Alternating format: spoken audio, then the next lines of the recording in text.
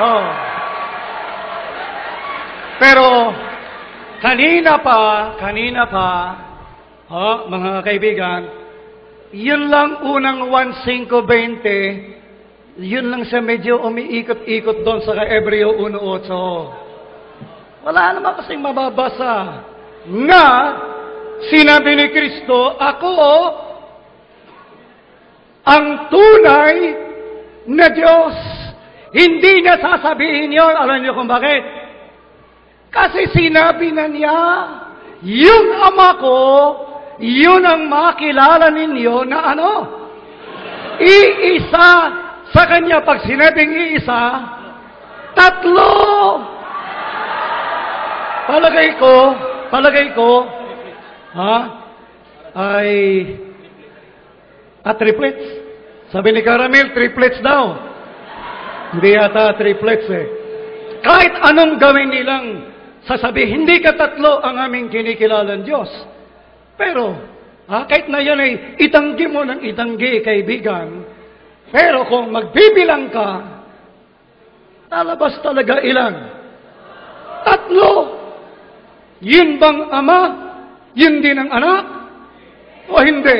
Sabi ni Kristo, ang Ama, saan naroon ang Ama? Nasa langit. Si Kristo nang sabihin niya bilang anak, nasa lupa.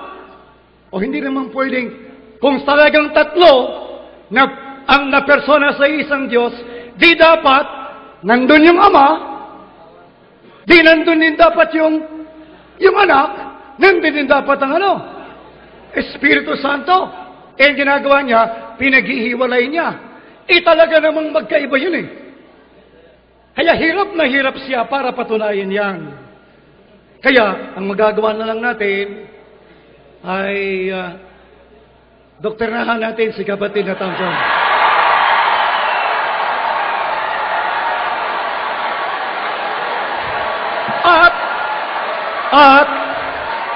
At ako'y naniniwala, maging open-minded lang siya, magiging katulad siya ng milyon-milyong mga tao na nag-iglesia na ni Kristo. Kung magiging open-minded lang siya. Kung hindi siya magmamatigas doon. Kaso, tinututulan niya yung sinabi ni Kristo eh. Kaliwa-liwanag nun. Sabi niya, Ama, ikaw ang makilala nila na ano? Iisa. Diyos na ano? Tunay. Tunay yan, kaibigan. Yan ang tunay. Bakit namin kayo dyan inaakit, mga kaibigan? Mga mahal na kaibigan, hindi kayo iglesia ni Kristo? Bakit namin kayo hinihikayat sa paniniwala na katulad ng paniniwala ni Kristo na ang Ama lang ang iisang tunay na Diyos? Sabagat si Kristo, sinabi na niya, at ito ang buhay na walang hanggan. Yan po sa pagkilalang yan. Ikapagtatamo ng buhay na walang hanggan. Diyan namin kayo hinihikayat, mga kaibigan. Pagka po, sumampalataya kayo, na katulad ni Kristo at ng mga apostol, na sa kanila ang Ama ang iisang Diyos na tunay, maliligtas din kayo, magkakaroon din kayo ng buhay na walang hanggan.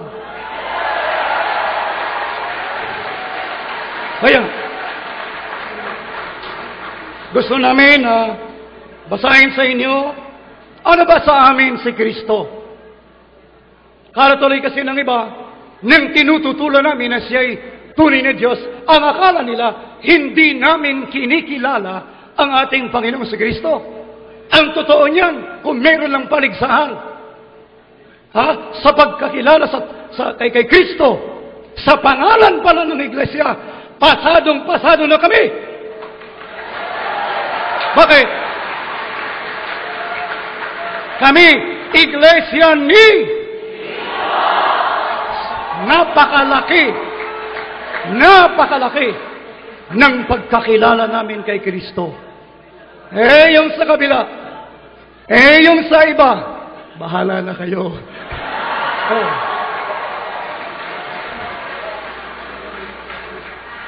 Ngayon, paano namin kinikilala si Kristo? Karaniwang tao, gaya ng bintang ng iba? Hindi totoo yun. Dito sa Gawa 2:36. Kaya't dapat matiyak ng buong Israel ang bagay na ito. Itong si Jesus na ipinako ninyo sa krus ay ginawa ng Diyos na Panginoon at Kristo. Anong ginawa ng Diyos? Ginawa siyang Panginoon. Pagkakilala yan. Yan ay napakalaking pagkilala ng Iglesia ni Kristo. Tanging sa siya'y Panginoon namin. Ano pa? 5:31. Siya'y pinadakila ng Diyos ng kanyang kanang kamay upang maging prinsipe at tagapagligtas. Ano po si Kristo? Tagapagligtas. Sapagkat siya'y tagapagligtas, ang ililigtas niya, ayon sa Efesos 5:23, ang kanyang katawan, yun ang iglesia, yun ang iglesia ni Kristo, na tama ang pananampalataya kay Kristo. Oh. Ano pa? Ano pa? 2:5 ng Timoteo. Sapagkat may isang Diyos, ang sabi na, yun ang Ama ni Kristo. Tinanggap na kanina, di ba? Oh. Sapagkat may isang Diyos. At may isang tagapamagitan sa Diyos at sa mga tao. Ang taong si Kristo Jesus. Oh.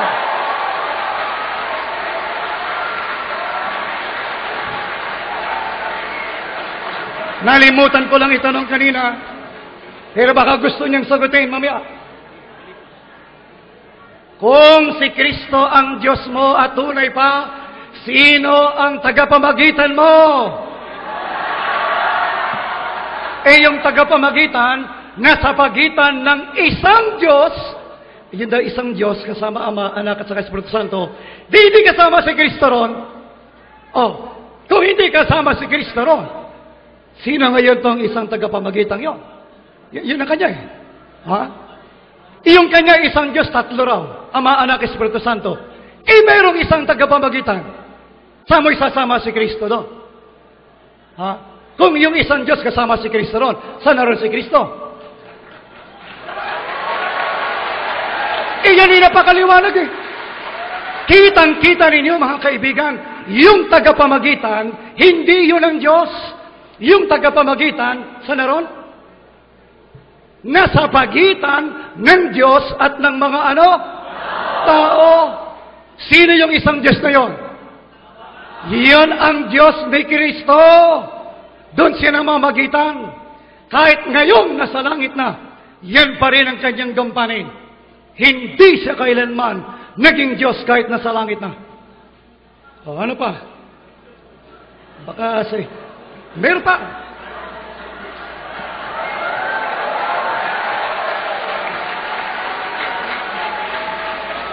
Ito pa kaibigan.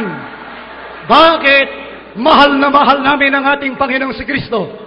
Ito pa. Sa Filipos, Kapitulo 2, ang mga talatay 9 hanggang 11. Kaya naman, siya'y itinampok ng Diyos. Sino nagtampok? Ayon. Yan ang tunay na Diyos eh. Hindi si Kristo. Si Kristo itinampok ng tunay na Diyos. Kaya, binigyan ng pangalang higit sa lahat ng pangalan. Ano pat ang lahat ng nilalang na nasa langit, nasa lupa, nasa ilalim ng lupa, ay maniniklohod at sasamba sa Kanya. Si Kristo ba sinasamba namin? Opo! Dumalo ka sa pagsamba, makikita mo yan.